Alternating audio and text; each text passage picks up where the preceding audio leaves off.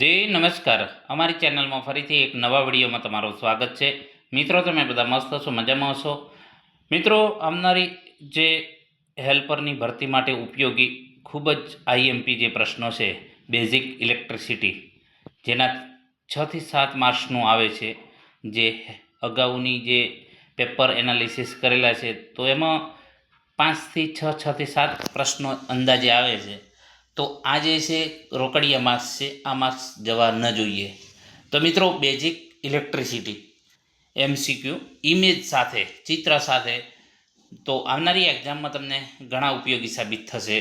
મિત્રો, ચેનલમાં નવા હોય તો ચેનલને સબસ્ક્રાઈબ કરી લેજો અને વિડીયોને લાઈક અને વધુમાં વધુ શેર કરજો, જેથી કરીને બીજા મિત્રોને પણ આનો લાભ મળે. મિત્રો, જે આઈએમપી પ્રશ્નો છે બેઝિક ઇલેક્ટ્રિસિટીના, જે વારે વારે પરીક્ષામાં પૂછાતા હોય છે, તો અહીં ચર્ચા કરીશું. વિદ્યુત પ્રવાહનું એસઆઈ એકમ, જે વિદ્યુત પ્રવાહ છે ઇલેક્ટ્રિક કરંટ, તો એનો એસઆઈ એકમ કયો છે? વારે વારે પરીક્ષામાં પૂછાય છે, બરાબર. તો કોઈ પણ એક્ઝામ હોય છે એમાં આ પ્રશ્ન પૂછાય છે. જે ટેકનિકલ એક્ઝામ ઇલેક્ટ્રિસિટી વિશેનો જો સિલેબસમાં હોય તો મોસ્ટ ઓફ આ પ્રશ્ન આવતો હોય છે. વિદ્યુત પ્રવાહ ઇલેક્ટ્રિક કરંટનું એસઆઈ એકમ શું છે? બરાબર. સિસ્ટમ ઓફ ઇન્ટરનેશનલ, એસઆઈનું ફૂલ ફોર્મ છે સિસ્ટમ ઓફ ઇન્ટરનેશનલ, જે સમગ્ર વિશ્વમાં માન્ય છે. તો એમ્પિયર, બી સાચો જવાબ છે. એના પછી વિદ્યુત દબાણ, વોલ્ટેજ એટલે કે જે વિદ્યુતનું દબાણ, પ્રેશર માપવા માટે કયું સાધન વપરાય છે? તો વોલ્ટમીટર, બરાબર, વોલ્ટમીટર. ઓપ્શન બી સાચો જવાબ છે. એના પછી વાત કરીશું, ઓહમનો નિયમ શું દર્શાવે છે?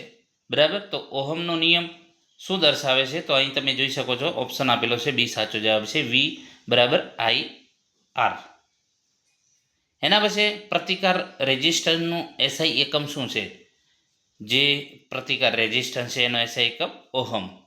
આવા પ્રશ્નો મિત્રો પૂછાતા હોય છે વારે વારે. એસીનું સંપૂર્ણ નામ શું છે? તો એસીનું પૂરું નામ છે અલ્ટરનેટિંગ કરંટ, બરાબર. ડીસીનું પૂરું નામ શું છે? 6 નંબરનો પ્રશ્ન, તો ડાયરેક્ટ કરંટ. એસી અને ડીસી, બરાબર. એસી અને ડીસી જે આપણે જોઈએ છીએ, જે આપણે બેટરી માટે પાવર વાપરીએ છીએ, બરાબર, ઘડિયાળ માટે કે કોઈ પણ, એ જે છે પછી ટોર્ચ માટે જે પાવર વાપરીએ, તો એ પછી જે ગાડીઓમાં જે બેટરી વાપરીએ છીએ, બરાબર, તો એ માટે જે છે એ ડીસી કરંટ કહેવાય, બરાબર, જે ડાયરેક્ટ કરંટ. ઇલેક્ટ્રિકલ સર્કિટમાં ફ્યુઝનો મુખ્ય હેતુ શું છે? ઇલેક્ટ્રિકલ સર્કિટમાં ફ્યુઝનો મુખ્ય હેતુ શું છે? તો ઓવરકરંટથી સુરક્ષા આપવી. ઓપ્શન બી સાચો જવાબ છે. નીચેનામાંથી કયો પદાર્થ સારો વિદ્યુત વાહક છે, કંડક્ટર છે, જેમાંથી વિદ્યુત સરળતાથી પસાર થઈ શકે? તો તાંબુ, બરાબર. એના પછી વાત કરીશું, ઘરેલું વીજ પુરવઠો ભારતમાં સામાન્ય રીતે કેટલા વોલ્ટનો હોય છે? તો 220 થી 240. આ પ્રશ્ન ઘણી વખત, અને ફ્રીક્વન્સી જો પૂછે તો 50 હર્ટ્ઝ, બરાબર, 50 હર્ટ્ઝ છે આપણે ભારતમાં. એમીટરને સર્કિટમાં કઈ રીતે જોડવામાં આવે છે? તો એમીટરને સર્કિટમાં સિરીઝમાં જોડવામાં આવે છે. ઓપ્શન બી સાચો જવાબ છે. એના પછી વાત કરીશું, નેક્સ્ટ પ્રશ્ન, વિદ્યુત શક્તિનું એસઆઈ એકમ, તો વોટ, બરાબર. વિદ્યુત શક્તિ ઇલેક્ટ્રિક પાવર, તો એનો એકમ વોટ છે, બરાબર. એના પછી કયો પદાર્થ સારો ઇન્સ્યુલેટર છે? તો રબર, જેમાંથી જે વિદ્યુત સરળતાથી પસાર થઈ શકતો નથી, ઇન્સ્યુલેટર, બરાબર. એના પછી વાત કરીશું, નીચેનામાંથી કયું સાધન વિદ્યુત પ્રવાહ માપવા માટે થાય છે? તો એ મીટર. અહીં આકૃતિ તમે જોઈ શકો છો. એના પછી સિરીઝ સર્કિટમાં જો એક ઘટક બગડે તો શું થાય? તો આખી સર્કિટ બંધ થઈ જાય, બરાબર. ઓપ્શન બી સાચો જવાબ. પેરેલલ સર્કિટનો મુખ્ય લાભ શું છે? જે પેરેલલ સર્કિટનો, તો દરેક લોડને સમાન વોલ્ટેજ મળે. ઓપ્શન બી સાચો જવાબ છે. 1 કિલોવોટ બરાબર કેટલા વોટ થાય? તો 1000 વોટ, બરાબર. ઓપ્શન સી સાચો જવાબ છે. આવા પ્રશ્નો વારે વારે પૂછાતા હોય છે મિત્રો. ઘરેલું ઇલેક્ટ્રિક સ્થાપનમાં અર્થિંગનો મુખ્ય હેતુ શું છે? તો વીજ આંચકાથી સુરક્ષા આપવી, બરાબર. ઓપ્શન સી સાચો જવાબ છે. નીચેનામાંથી કયો વિદ્યુત ઉર્જાનો વ્યાપારી એટલે કે કોમર્શિયલ યુનિટ છે? તો કિલોવોટ અવર. ઓહમનો ઉપયોગ શું માપવા માટે થાય છે?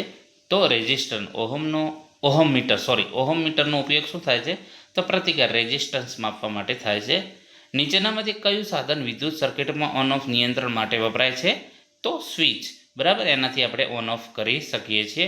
તો મિત્રો, આવા મોસ્ટ આઈએમપી પ્રશ્નો જે છે હેલ્પરમાં પૂછાય છે, અગાઉ પણ પૂછાયેલા હતા.